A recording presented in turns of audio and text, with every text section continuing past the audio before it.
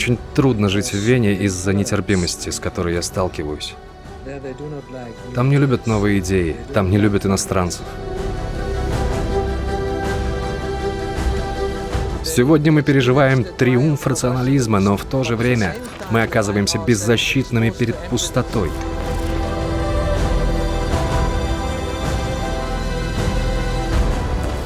Его большинство родственников погибли в концлагерях. Автор, он лишь некий проводник идей, некий радиоприемник. Здесь нет прямых линий. Я Тина, и я живу в зеленой цитадели Хундертвассера в самом центре Магдебурга. Позволяет человеку не относиться к себе как к какой-то функции. Слышите это? Здесь перила создают музыку. И не только это. Почему у вас разные носки? А он просто отвечал вопросом, а почему у вас одинаковые? Человек — это прежде всего и есть бытие. Человек, когда он становится свободен, он меняется.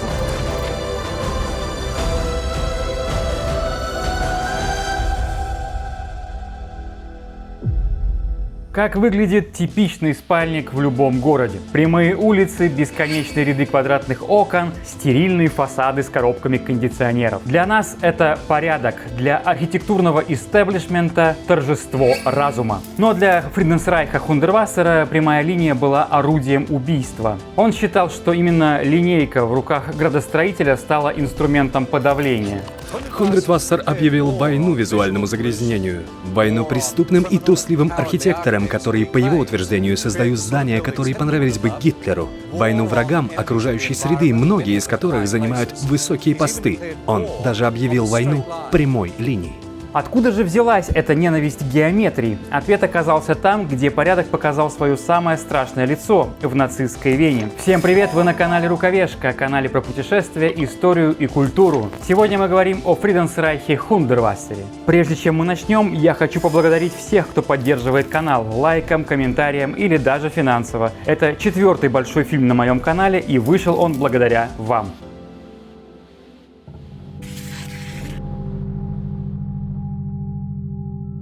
Его история начинается 15 декабря 1928 года. Мальчика звали Фридрих Стовассер. Отец госслужащий умер, когда сыну был всего год. Мать Эльза работала в банке, но денег не хватало, они жили в маленькой квартире. Но на школу Монтессори Эльза все-таки наскребла денег. И уже в 1936 году учителя с удивлением писали в отчетах о необычном чувстве цвета и формы маленького Фридриха. А в 1938 году детство закончилось. Случился аншлюз и приход Гитлера.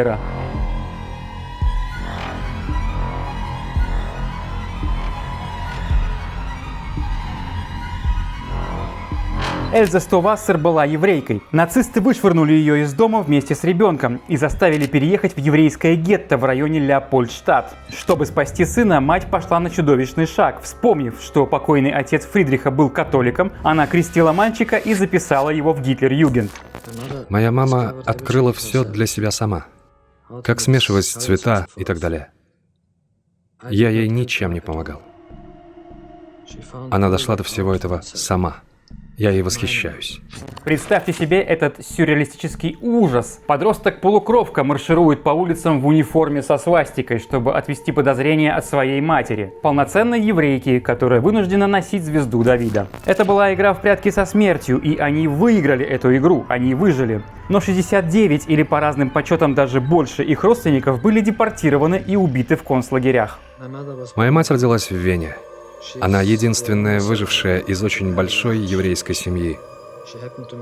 Ей повезло быть женатой на нееврее. Я смог защищать ее до конца войны, потому что имел честь быть наполовину арийцем.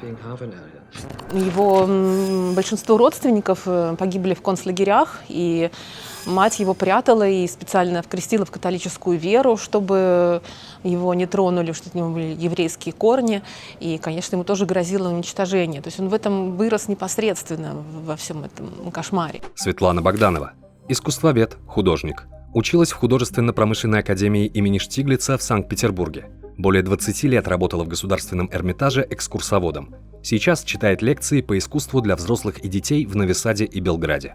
И после войны, конечно, когда отстраивались вот разрушенные города, то они застраивали типовыми такими застройками, очень простыми, функциональными, чтобы можно было как можно быстрее это все сделать для людей, построить жилье. И многое ориентировалось на идеи Баухауса, да, направление, которое создано было в 20-е годы в архитектуре, когда пропагандировалась простота, функциональность, и красота виделась в том, что здание — это как такая машина для жилья, где все удобно, все лаконично, все очень аскетично. И в этом есть, в этой простоте, в этом минимализме, в чистоте этих прямых линий есть вот эта красота. Немножко как по-японски тоже, да, там тоже минимализм такой. Чтобы быть классическим специалистом по Хундервассеру, нужно чуть ли не родиться им самим, пережить 30-е годы, вступить в Гитлер-Югенд и говорить на его языке. Но философская герменевтика предлагает иной путь, оставляя личность автора в стороне. Автор, он, честно говоря, закончив свое творение, либо цикл творений, становится точно таким же зрителем, читателем, слушателем, как и мы все с вами. Алексей Мавлиев, философ, журналист.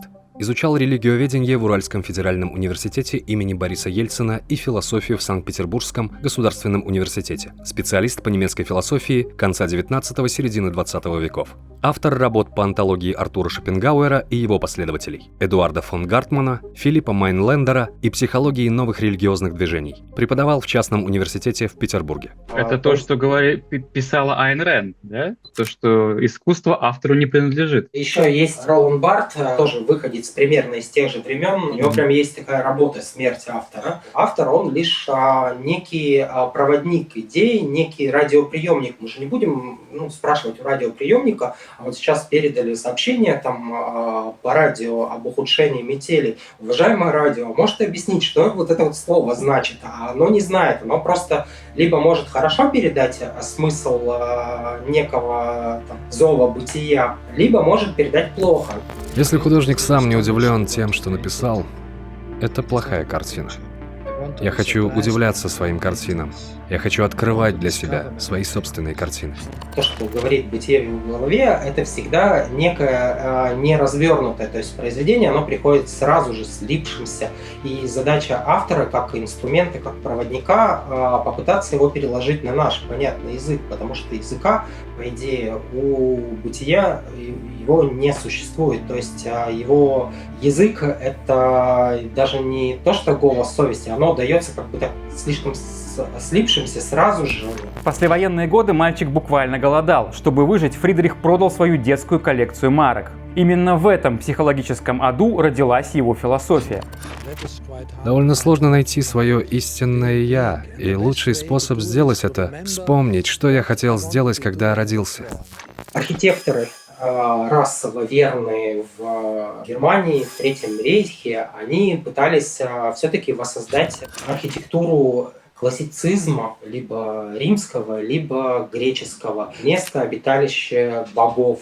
Поэтому у них были все эти ныне запрещенные символы во многих странах, руны некие и прочее. То есть они подготавливали, это было место пропитано будущих богов. Правда, они считали, что богом должен стать сам человек. Прямая линия для него навсегда срослась с тоталитаризмом.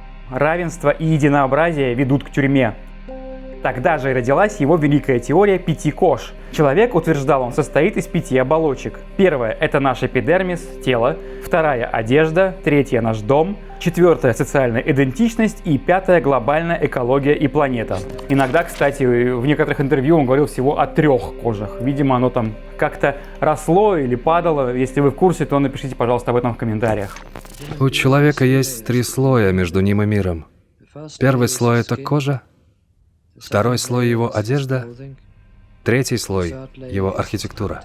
Чтобы спасти свою первую кожу во время войны, мальчику пришлось надеть фальшивую вторую, униформу, и спрятаться за фальшивой 4-й, арийской идентичностью. Всю последующую жизнь Фридрих посвятит избавлению от этих кож. Человек — это само его тело, это первый слой кожи, и человек должен уважать свою естественность, то есть не подавлять свою тело, его принимать таким, какое оно есть, и вот в этом будет его гармония. Дальше следующий слой – это одежда. Одежда – это способ выразить свою личность и свою индивидуальность. И сам, конечно, художник, он максимально это делал. Возможно, да, он придумывал себе костюм, то есть он был еще и модельером, дизайнером, да, мог бы, если бы его позвали дальше это развивать, да. Потому что он придумывал сам себе сандали, шил себе одежду, вот. У него была позиция, что он носил разные носки обязательно. И когда его спрашивали, почему у вас разные носки, а он просто отвечал вопросом, а почему у вас одинаковые?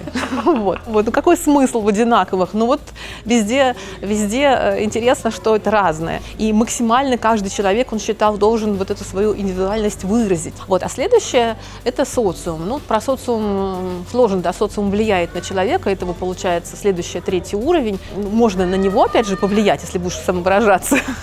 Вот. Но и он на тебя тоже будет влиять. Такое взаимовлияние. А дальше уже сама Вселенная, природа, экология.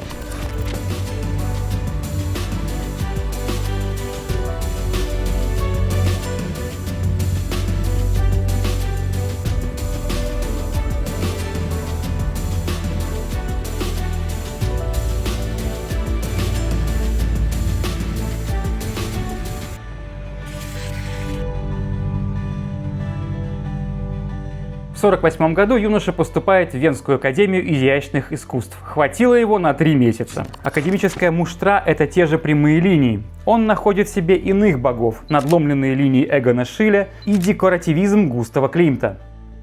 Прямая линия ведет к гибели человечества.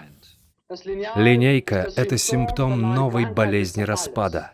Ему очень нравились орнаменты Климта, и нравилось вот это тоже природное начало, которое Климт использовал, и мотив спирали. У Климта очень много этих спиралей. У него Даная в картине заворачивается в такую спираль. Это естественная природная форма. У него декоративные орнаменты спиральные вьются там везде. Он как бы растворяет своих героев в этих орнаментах. А Шиле он вскрывает очень эмоционально в своем искусстве мир человека, и прямо вот действительно у него все обнажены. Не то, что он прямо обнаженных пишет, это понятно, а то, что он прямо душевно как-то, как будто кожу с них снимает. Он такими их изображает нервными, открытыми максимально. И для него не было разницы, как изобразить дома, потому что у него тоже есть очень много картин на тему пейзажей. И домов, и городских улиц каких-то. И они тоже кажутся вот очень болезненно обнаженными, как будто они все страдают. И неважно, человек это или дом, это все вот как бы без кожи. Для Хундервассера это было очень близко, потому что он тоже чувствовал вот такую уязвимость человека. Ему хотелось человека, в отличие от Шиле, не показать в этом уязвимом качестве, а наоборот найти ему возможность исцелиться с помощью дома. Да. И он объявляет бунт не просто тем богам, которые пытались пробудить в Третьем рейхе, в фашистской Италии, а он объявляет бунт и самому способу, который, наверное, с античных времен и даже с египетских, где они строили эти пирамиды, достаточно прямоугольные. Он возвращается к истокам, и здесь его борьба против прямых линий, их действительно, как Вассер сам замечал, в природе практически не найти. Каждая линия, она в какой-то момент надоедает, потому что она уже становится совсем подавляющей, совсем уже невозможной. Так же, как вот с этой венской архитектурой послевоенной и довоенным рейхом. Все это перевесило какую-то чашу терпения.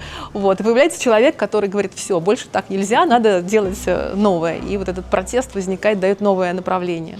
В 1949 году он переводит славянский корень 100 Вассер, на немецкий Хундер 100, да? И добавляет воду. Так на свет появляется Хундервассер. Фриденсрайх, Регентаг, Дункельбунд, Хундертвассер.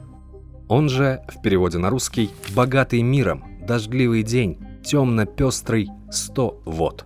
Его стиль, трансавтоматизм, постепенно находит своего зрителя и делает Хундервассера по-своему звездой. В 1958 году он выпускает манифест о плесени. Он заявляет, что плесень — это спонтанная жизнь, которая отвоевывает мертвые здания у архитекторов-тиранов. Архитектор — трус, преступник. Архитектор строит преступные структуры, недостойные того, чтобы в них жили люди. Если в углу комнаты вырастает мох и скругляет геометрические углы, Если стена начинает покрываться плесенью, то следует только радоваться, что вместе с микробами, грязью и грибками в дом приходит жизнь.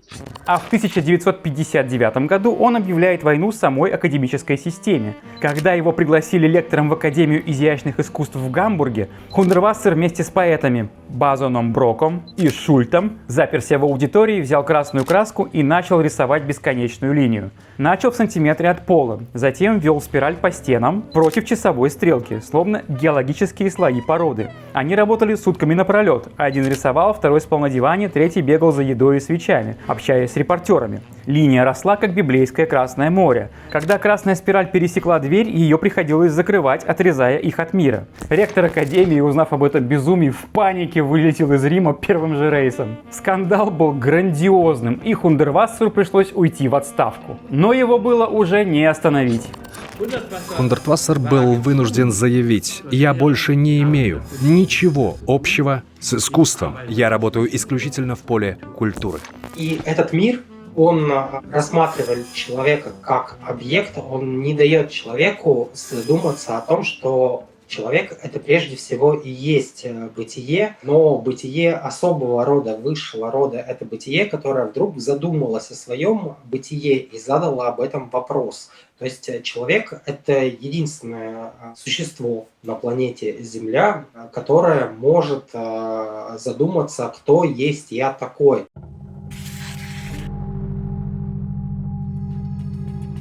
Архитектурный истеблишмент смеется над ним. И тогда Хундервассер делает то, чего никто не ожидал даже от него. Он выходит к публике, разворачивает 7-метровые свитки с манифестами и раздевается догола.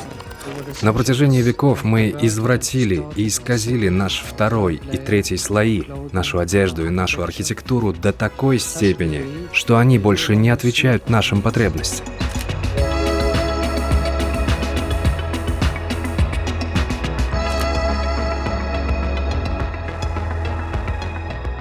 Вообще в то время многие обнажались. Это не только он, да. Но вот эти были венские акционисты, художники, которые делали перформансы, еще там до Марина Абрамович, совершенно безумные, где там они резали свои тела, и, в общем, всякие такие очень шокирующие вещи, потому что они хотели, вот как раз то, что ты говорила, вскрыть вот эту травму, которую все хотят забыть. Вот все забывают, все пытаются не говорить о том, что было там во время войны, а вот ее надо наоборот обнажить, вскрыть и вот это показать. И шокировать и людей, как бы вынуть из них вот это. А Хундервассер, он считал, что вот это его личное обнажение, это способ показать человека без маски. Вот у него, он абсолютно открыт миру, сняты все слои. Он остается вот такой, какой он есть, нечего стесняться, нечего скрывать. И вот это такая новая искренность. Сбрасывая одежду, он сбрасывает вторую кожу, чтобы защитить третью, наши дома. Он бросает яйца с тушью в стерильные стены. Венская речь называется «Прочь от Лооса». Прямой удар по крестному отцу модернизма Адольфу Лоосу. Голый Хундервассер кричит в толпу: «Архитекторы похожи на военных преступников. Прямая линия безбожна. Вы живете в преступных камерах». Мы живем в доме, который линеен, в линейном доме. Прямая линия безбожна и аморальна. Прямая линия — это не созидательная, а репродуктивная линия. В ней не обитают ни Бог, ни человеческий дух, а скорее жаждущая комфорта безмозглая масса. Адольф Лоос, которым он тоже так в противовес все время шел с этим архитектором прошлого, он построил свой дом без орнаментов. В этой такой яркой, помпезной, нарядной Вене вдруг появляется дом, где вообще нет никаких орнаментов. И он вызывал бурю негодования. Причем его считали слишком неприличным. Как продажная женщина, он обнажен. Некоторые, которым нравился этот дом, его друзья, они говорили, что его хочется целовать. Вот, что он так обнажен, что его хочется целовать как женщину. И получается, что вот, да, маятник качнулся в эту сторону, пошла эта идея развиваться, а Хундервассер, он решил иначе, что наоборот, орнамент очень нужен, что прямая линия — это преступление, что это безбожно. Я верю, что спираль — это символ зарождения жизни вообще. Я имею в виду, если что-то начинает двигаться, то это всегда происходит в форме спирали. Существует два мира. Первый мир – это мир гештальт. Тот способ, когда рассматривается мир как ресурс, это гештальт. Так вот, в мире, который рассматривается как способ функциональности, как мир складов, важно его функциональное предназначение. То есть, грубо говоря, нам не интересен здание, как будет выглядеть с точки зрения архитектуры. Нас интересует, сколько туда поместится, допустим, коробок из маркетплейса и как они будут близко расположены к выходу. Это, в принципе, такой функциональный способ рассмотреть как-то отношение к миру. Он сейчас еще больше используется прежде всего в самих же складах, но и в кофейнях он также используется, потому что, в принципе, владельцы кофейни точно так же, его интересует количество посадочных мест, количество там, где будет склад, где человек, ему не интересен слишком большой гардероб, он знает, сколько у него мест, и он это все просчитывает и, соответственно, организует пространство в соответствии с этим. Да, ему нужна вывеска определенных размеров, она также подчиняется этому всему. Соответственно, его кофейня тоже является складом, по сути. Сегодня мы переживаем триумф рационализма, но в то же время мы оказываемся беззащитными перед пустотой, эстетическим ничто, однородной пустыней. Такое некое исцеляющее пространство ему хотелось создать. Ему хотелось, чтобы его дома, они были живым пространством, где человек мог бы исцелиться. У него даже есть такая картина «Кровоточащие дома», где действительно поразительно он как бы предугадывает вот эти гигантские монолиты новостроек, которые будут уже в наше время. Гонконг особенно с этими такими капсулами, да, вообще просто муравейник. И он это прямо рисует. И они красного цвета, то есть они кровоточат, они страдают сами дома, они страдают, что они такие. И он считал, что он как архитектор обязан исцелить. Ну, если он будет такой возможность иметь как архитектор, то он должен исцелить эти дома. Архитектура не свободное и невероятно затратное искусство. Чтобы построить дом, художник вынужден просить денег у того самого прагматичного мира складов. Удивительно, но Хундервассеру удалось заручиться этой поддержкой, убедив мир функциональности профинансировать собственную архитектурную революцию. Ему доверили создание мусоросжигательного завода в Вене, максимально утилитарного здания с пугающей функцией.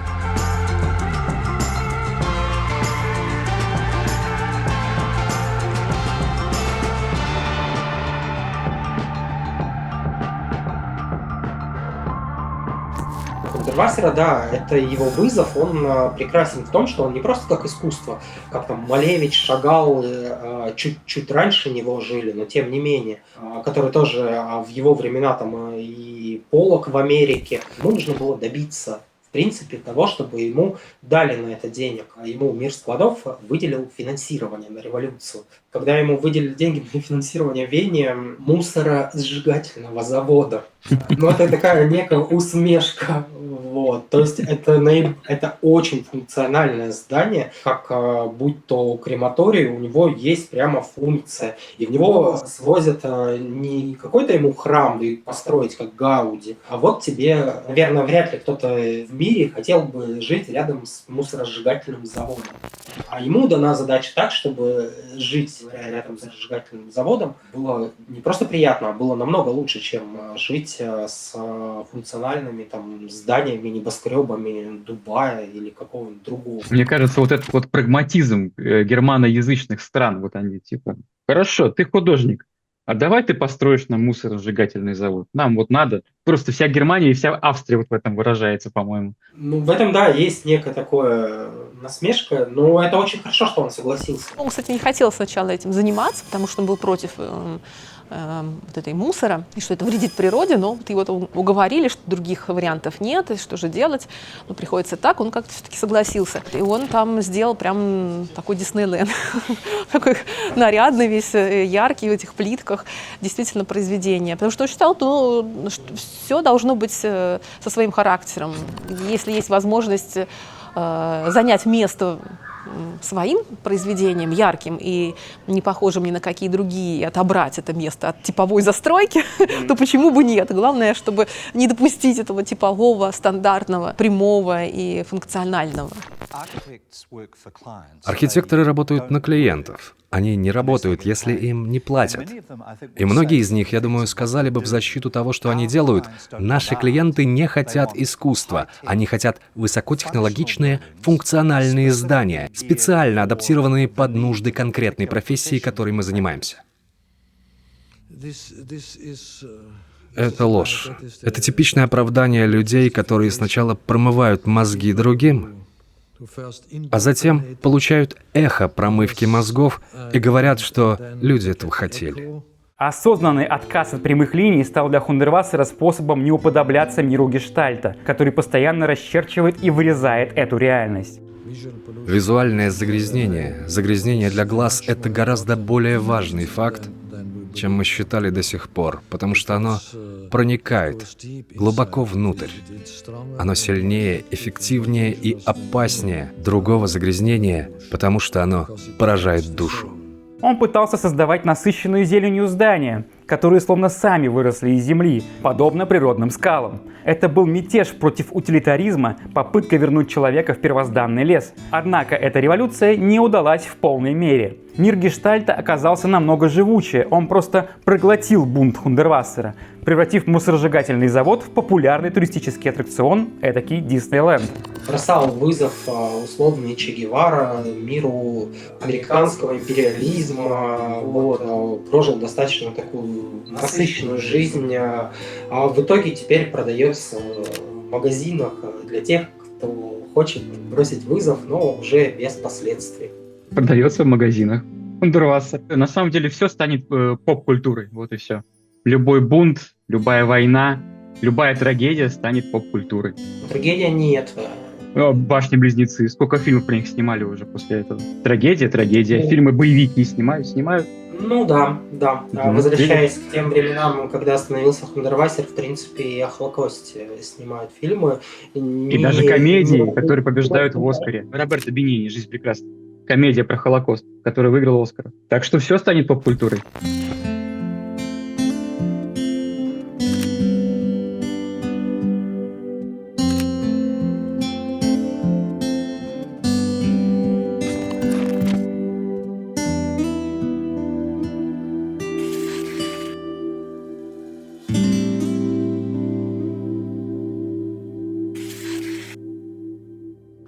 Спасаясь от этого рационального мира, в 1968 году в Палермо он покупает гнилое грузовое судно 1910 года постройки. Он лично удлиняет моторную лодку с 12 до 16 метров, полностью меняет нос и корму, устанавливает 2 мачты, покрывает ватерлинию мозаичной плиткой, а корпус заключает в ферроцемент. Он называет свой асимметричный корабль «Регентаг» – «Дождливый день».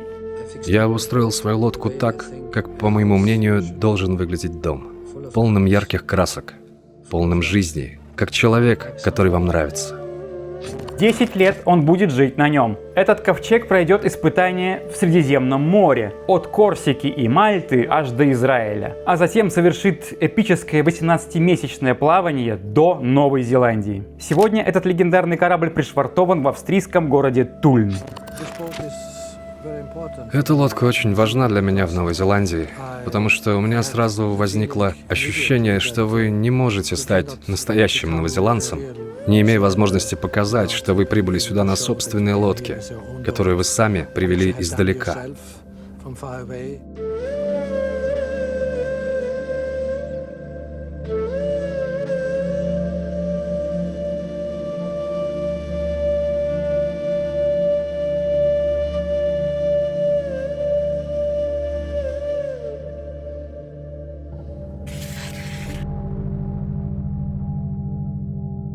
Прибыв в Новую Зеландию, художник-бунтарь понимает, что на краю света нашел свой рай. В 70-х он скупает участки в отдаленной долине Кауринуи. В общей сложности более 372 гектаров дикой земли. Сделка включала в себя старую лошадь, корову, козу и кур. Хундервассер становится защитником пятой кожи – планетарной экологии. Зачатки уже будущего экологического мышления, такого популярного в наши дни. Во-первых, и про мусор там он переживал, и про бездумное потребление. Идея о том, что нужно в города впустить лес и природу. Ну и еще он считал, что человек вообще отобрал у земли место. Вот он построил себе дом, отобрал кусок земли, а там должны были бы расти деревья. И поэтому человеку следует вернуть природе то, что он забрал. Вообще тема экологии ему самому была близка, что немаловажно. 20-го столетия она только начинала развиваться, когда люди задумывались о том, нужна ли нам такая мощность, нужно ли до сих пор отапливать вот этим вот углем, чтобы был смог над городами стоял. Его жизнь в Новой Зеландии – это потрясающий парадокс. Он строит пещеру, дом-бутылку и прокладывает систему каналов. Он лично высаживает более 100 тысяч деревьев. Он живет с гумусным туалетом и солнечными панелями. И оттуда, с края земли, он руководит своей архитектурной империей по факсу, который стоит в переоборудованном сарае. Везде меня считают аутсайдером. В Австрии меня считают иностранцем. Поэтому мне приходится жить с этим статусом в любом случае.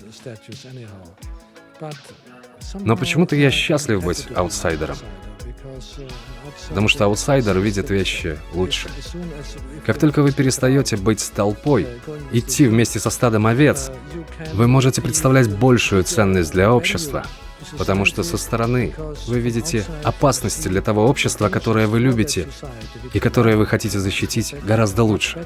Для остального мира он начинает рисовать почтовые марки. Мальчик, который когда-то променял почтовые марки на хлеб, чтобы не умереть от голода, теперь стал их создателем. Он воспринимал их как крошечные картины-манифесты. Его первой стала марка «Спиральное дерево» для Австрии в 1975 году. Всего он создаст 26 марок для ООН, Сенегала, Кабо-Верде, Австрии и превратит банальные знаки в посланников свободы. Вот эти марки, какие-то плакаты, которые хорошо продавались, потому что его люди простые обожали. То есть вот такой тоже был конфликт со среды академической, архитектурной и там, искусствоведческой, его там ругали часто, а со среды, со стороны людей он, наоборот, вызывал восхищение, вот такой восторг неподдельный, как будто бы он тоже какие-то затронул человеческие такие детские мечты и вот сумел их воплотить. И он хорошо зарабатывал вот этими тиражными своими вещами, которые там, картины свои тоже тиражировал, делал постеры. Он не гнался за деньгами никогда. Он считал, что если ты по-настоящему не хочешь денег, вот по-настоящему искренне, они непременно тебя найдут сами. Не знаю, можно ли в это поверить, или все-таки какое-то лукавство есть, все равно как бы все хотят. Себе корабль, так что да, но это он работал, причем долгое время на каких-то тяжелых работах, он не гнушался там просто там подрабатывать каким-то грузчиком. И, конечно, когда его творчество постепенно стало популярно, он с удовольствием делал полиграфические вещи. Я не думаю, что я революционер. Революционер — это тот, кто борется. Я не хочу бороться. Я просто хочу найти выход для всех, ничего не разрушая.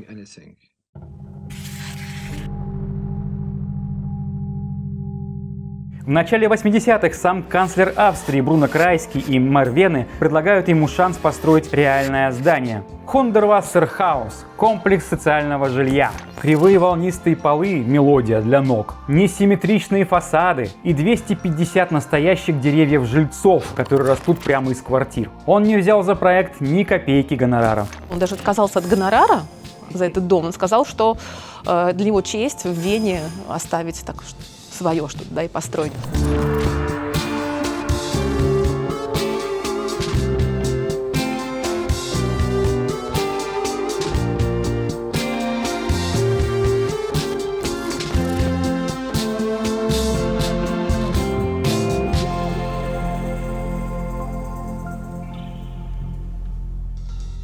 Но за этой сказкой скрывается жесткая юридическая драма. Hundertwasser не имел диплома архитектора, поэтому город назначил ему в помощь лицензированного специалиста Йозефа Кравину. Столкновение было неизбежным. Hundertwasser требовал волнообразных стен на террасах, закругленных углов и хаотичных фасадов. Рациональный Кравина отказывался чертить этот кошмар. В 1981 году Hundertwasser добился увольнения Кравины, заменив его на Петера Пеликана. Мы выделили там архитектора-помощника, который должен был довести до ума все его идеи, да, как-то привести.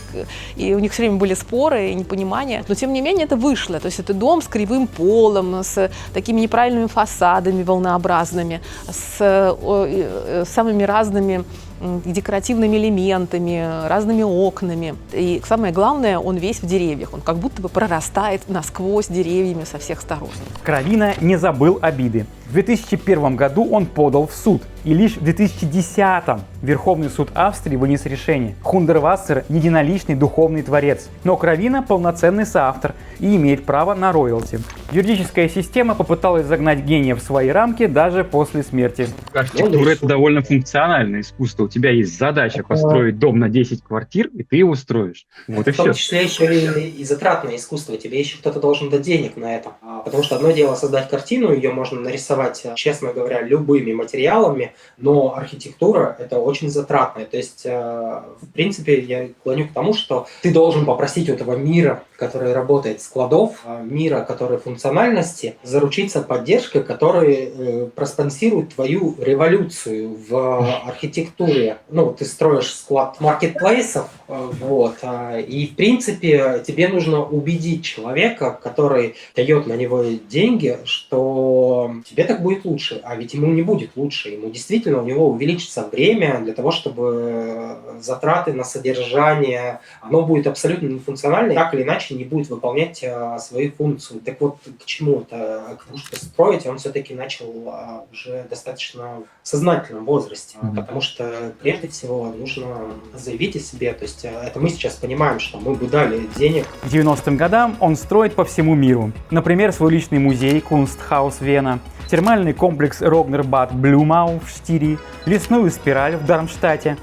Там он, во-первых, сам по себе в виде спирали сделан и выглядит очень заманчиво, потому что вот так вот, как будто на крышу дома ты поднимаешься как на холм, там растут деревья, они как растут на полянке в разнобой, то есть там нету какой-то структуры в них, и вот вьется тропинка такая заманчивая, словно ты вот идешь по лесу прямо по крыше своего дома.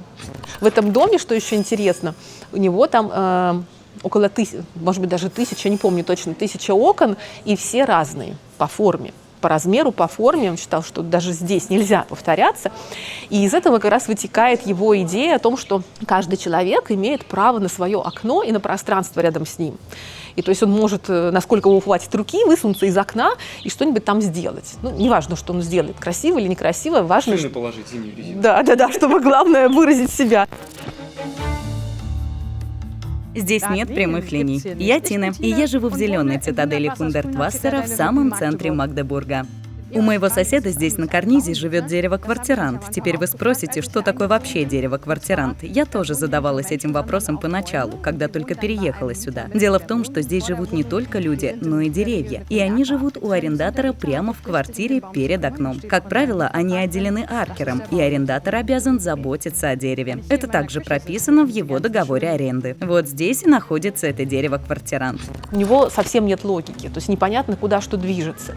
Если там даже у Гауди, все равно можно проследить. Он все просчитывал, хотя он не делал таких прямо математических расчетов, у него какая-то математика была встроенная в сознание. Все равно можно эту логику увидеть. А у Хундервассера неожиданные какие-то повороты. Вот просто невозможно предугадать, что будет. Какого цвета там будут какие-то колонны на следующем повороте. Слышите это? Здесь перила создают музыку. И не только это. Вы только посмотрите на лестницу. Можно было бы подумать, что она стерта. Но так было сделано с самого начала. Везде вот так разбросана плитка. Разная, не похожая друг на друга, пестро собранная вместе. Тот способ, который показывает, соответственно, Хундервассер и воплощает в своей жизни, он как раз-таки позволяет человеку, когда он приходит домой, не относиться к себе как просто к какой-то функции, которую он выполняет. То есть дом – это место, где мы можем там спать, поесть, еще что-то. Нет, у него дом – это существует уже как некий объект искусства сам по себе, причем соавтором этого искусства он предлагает стать и жителю, либо гостю этого дома. То есть он предлагает внести свою лепту. Когда человек творит, соответственно, он не становится функцией, потому что нет такого функции, что ты должен покрасить стену. Да, есть такая функция, это называется маляр, там, штукатур, но когда человек начинает думать, что в какой цвет я хочу покрасить, им говорят, без разницы, красить любой, Хочешь, нарисуй здесь цветы, хочешь, нарисуй здесь кресты. Это все полностью в твоей власти. И тогда человек становится творцом. Право на окно – это право арендатора, в пределах того, насколько далеко достает его рука, когда он высовывается из окна. Нарисовать мотив и тем самым индивидуально оформить свое окно и свою квартиру. Могу вам сказать, что это совсем непросто рисовать из боковой перспективы. Тем более, что с кисточки тоже немного капает краска. Вот, последний штрих сделан. Готово. Я рискнула и победила. Я рада. Теперь я оставила свой отпечаток пальца снаружи на стене.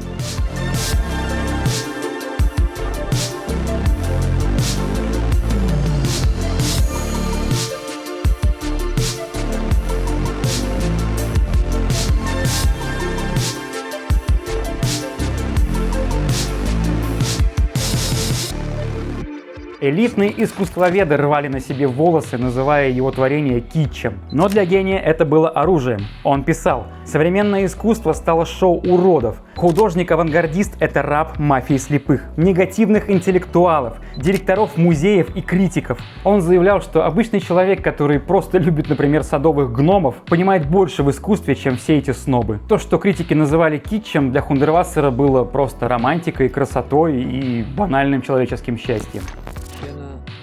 Вена имеет для меня странное очарование, своего рода любовь-ненависть. Очень трудно жить в Вене из-за нетерпимости, с которой я сталкиваюсь. Там не любят новые идеи, там не любят иностранцев. Там не любят вообще яркие цвета. Они предпочитают свои обычные вещи. Они любят вальса Штрауса, они любят венский шницель. Это зашоренный город. По праву считается, что искусство — это некая нефункциональная вещь. То есть поэт, он пишет стихи не потому, что он хочет, а потому, что он не может их не писать, у него голос в голове просто формулирует эти стихи, и они складываются в рифмы благодаря его таланту. Талант для того, чтобы услышать этот зов бытия и воплотить в себе.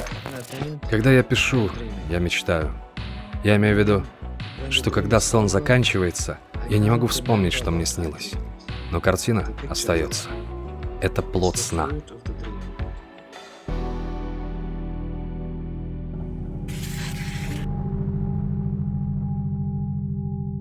Его работы часто сравнивают с творениями других безумцев, например, с венгерским мастером модерна Ференцем Райхлом. В 1904 году Райхл построил в Суботице великолепный дворец. Как и Хундервассер, он отрицал прямые линии фасадов, щедро украшая их керамикой жолнаи, муранским стеклом и вездесущим мотивом перевернутого сердца. Райхл отдал этому дворцу все и уже через 4 года стал банкротом, потеряв дом. Но Райхл лишь декорировал стены под природу, а Хундервассер вживлял настоящую природу в свои здания. Чаще всего его называют духовным братом другого гения Антонио Гауди. На моем канале уже есть большой фильм про Антонио Гауди, так что если не смотрели, то ссылочка будет где-то вот здесь вот. Обязательно посмотрите. Это очень большое и очень красивое исследование. Гауди тоже изгибал камень и покрывал фасады битой мозаикой, но между ними лежит колоссальная теологическая пропасть. Гауди был архитектором Бога. Глубоко религиозный католик, он строил Саграда Фамилия, храм семейства в переводе. И деревья в его храме были лишь каменными символами божественного величия. Хундервассер же был экопантеистом. Для него сама природа и была Богом. Его деревья в квартирах были живыми партнерами, которые выполняют свой долг – производить кислород и спасать мир. Гауди служил Богу через архитектуру, а Хундервассер служил природе. Гауди, он безумно его любил, тоже очень вдохновлялся его идеями, но у Гауди, у него же не было протеста. У него идея была, что он просто вдохновляется природой, как бы беря у нее, черпая в ней вот эти все основные идеи, принципы и наполняя свои творения вот естественным ростом, который в природе есть, также и растут его дома. Но это было вплетено вот в общую философию той эпохи, стиля ар-нуво, модерна каталонского, где линия торжествовала, где везде были вот эти изогнутые, мягкие, плавные очертания, где растительные элементы, они везде присутствовали. Просто у Гауди они максимально естественными были, то есть не просто декоративная красота какая-то, а действительно чувствовалось, как это какая-то сила Земли в нем живет. А Хунтервассер, он как будто более радикальный. Конечно же, его архитектура это прежде всего отказ от прямых линий, это то, чем пользуются для того, чтобы чертить мир и расчерчивать его, вырезая, соответственно, мир гештальта. У него это осознанно, но на самом деле это некое бессознательное движение для того, чтобы не уподобляться и противопоставлять себе миру. Он действительно пытается создать некие здания, которые выросли бы сами из земли, которые могли бы вырасти сами в лесу. Иногда там смотришь на какую-то скалу, и она похожа на замок, там еще что-то.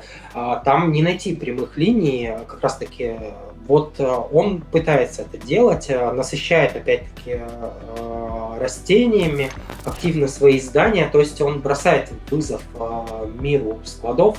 Да, ну, наверное, не стоит его называть миром капитализма, потому что он существовал еще и в мире феодализма, и в мире коммунизма существовал. Он пытается подарить возвращение в лес, даже не в деревню, а то, откуда вышли люди.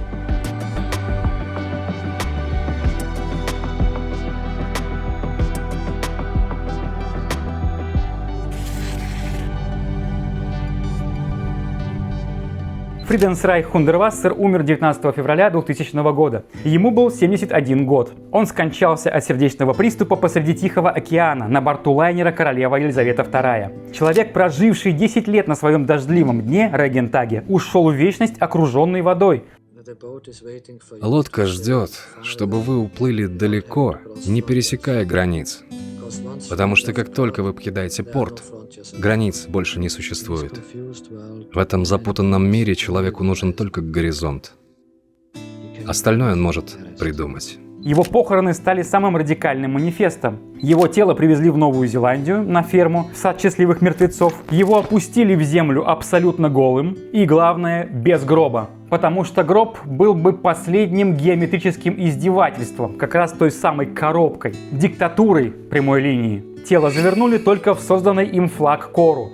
На могиле не поставили надгробие, лишь посадили тюльпановое дерево. Всю жизнь он защищал природу, а после смерти, как и завещал, сам стал гумусом, чтобы кормить свое последнее дерево. Так замкнулась его спираль. Спираль мальчика, бежавшего от фашистского строя, к абсолютной, пугающей, но такой прекрасной органической свободе. Человек, когда он становится свободен, он меняется в себе, он становится другим. То есть был, там, условно говоря, добрым, стал задумчивым, был задумчивым, неожиданно становится веселым, и он перестает быть тем человеком, которым был. Так да, он, в принципе, вот этот вот зов бытия, он не то чтобы что-то такое приятное, которое нужно стремиться услышать. Да, это тоже такой вопрос, стоит ли слышать его, но, тем не менее, Хундервассер считал, видимо, что стоит, и более того, он делал некие пространства, в которых его проще и легче услышать, где вот эта вот функциональность, там, шкафы, хранилища, в принципе, одинаковость, она не отвлекает от этого. Если бы Хундервассер оказался в современном мегаполисе среди огромных этих небоскребов, какой бы манифест он написал сегодня? Он сказал бы, наверное, верните мох, кусты, деревья на крышах. Ну, вообще, да, это... Я думаю, что бы, наверное, случился удар вообще, если бы он показался где-нибудь в Кудрово, там, в Мурино или в Гонконге. Вот, потому что это увеличенное, то есть если в его время это была типовая застройка, но она была не многоэтажная хотя бы, там сколько, 7 этажей, там 5. Вот, а здесь это такие гигантские просто небоскребы однообразные, никакой свободы, такая тюрьма. Конечно, для него бы это было еще более такое большое поле для манифестов и протестов и желания что-то поменять. Если люди не гордятся тем, что они живут, и если люди не уверены в собственном существовании, тогда все неправильно. Люди склонны становиться похожими на рабов.